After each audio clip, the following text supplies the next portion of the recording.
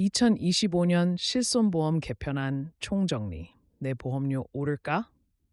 2025년부터 실손의 요금에 대대적인 개편안이 적용됩니다.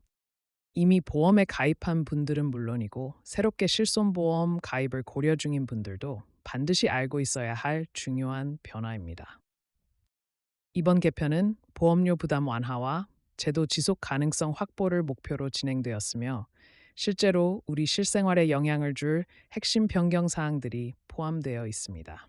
지금부터 2025년 실손보험 개편의 핵심 포인트를 자세히 살펴보겠습니다. 1. 실손보험이란 왜 개편하는 걸까?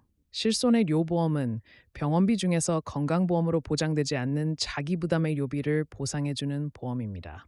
즉, 실비보험이라고도 불리며 국민 3명 중 2명이 가입할 정도로 보편화되어 있죠.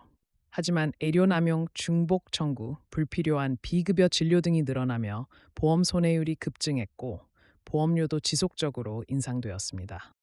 이에 따라 금융당국과 보험업계는 실손보험의 지속 가능한 운영을 위해 2025년 개편을 단행하게 된 것입니다. 2. 2025년 실손보험 개편 핵심 내용을 5세대 실손보험 도입. 2025년부터 새롭게 가입하는 실손보험은 5세대 실손보험 체제로 전환됩니다. 이 보험은 건강보험 청구 내역을 연동하여 비급여 진료 관리가 강화되며 보험금 청구의 투명성과 공정성을 높이는 데 초점이 맞춰져 있습니다. 시민, 보험료 차등제, 강화. 건강한 사람과 병원, 자주 가는 사람의 보험료가 더 뚜렷하게 차이납니다. 예를 들어 비급여 진료를 자주 이용하는 경우 보험료가 최대 4배까지 인상될 수 있습니다. 반대로 병원 이용이 적고 청구가 없는 경우에는 할인 혜택이 커질 수 있습니다. 청구 간소화 시스템 정착보험금 청구 시 병원에서 자동으로 건강보험 비급여 정보를 전송해주는 시스템이 구축됩니다. 이에 따라 복잡한 서류 제출 없이 원클릭 청구가 가능해질 예정입니다. 3. 내 보험료 얼마나 오를까? 보험료 인상은 개인의 병원 이용 패턴에 따라 다르게 적용됩니다.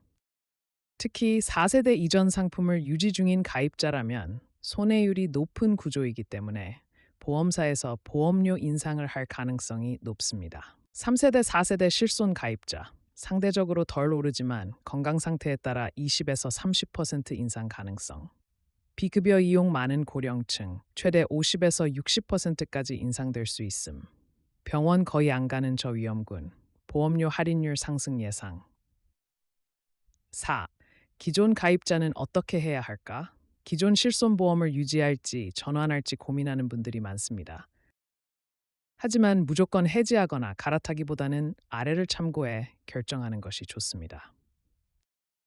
전환을 고려해 볼 상황. 보험료가 너무 올라서 부담되는 경우에 요 이용이 적은데도 높은 보험료를 내고 있는 경우, 현재 가입 상품이 오래되어 보장 범위가 비효율적일 때, 전환을 신중히 해야 할 상황, 나이가 많아 새 상품 가입 시 보험료가 더 비쌈과 병력이 있어 전환 시 심사 탈락 가능성 존재, 기존 상품의 보장 범위가 더 넓은 경우. 꼭 보험 설계사나 전문가 상담을 통해 비교 후 결정하세요. 5. 실손보험 현명하게 유지하는 팁. 건강검진 꾸준히 받기. 건강 상태가 좋아야 보험료가 덜 오릅니다. 불필요한 비급여 진료 피하기. 병원 이용 습관도 보험료에 반영됩니다. 보험금 청구 자제하기. 소액 치료는 청구하지 않는 것도 방법입니다. 정기적으로 보험 리모델링하기. 내 나이와 상황에 맞는 보험으로 점검 필요. 마무리. 2025년 실손보험 개편은 단순히 제도 변경이 아닌 개인의 보험료에 직결되는 문제입니다. 건강한 사람에게는 좋은 기회가 될 수 있지만 무분별한 병원 이용이 잦은 경우엔 큰 부담이 될 수 있습니다. 내 보험이 어떤 상품인지, 어떤 방식으로 변경될지 지금 미리 확인하고 준비하는 것이 가장 중요합니다.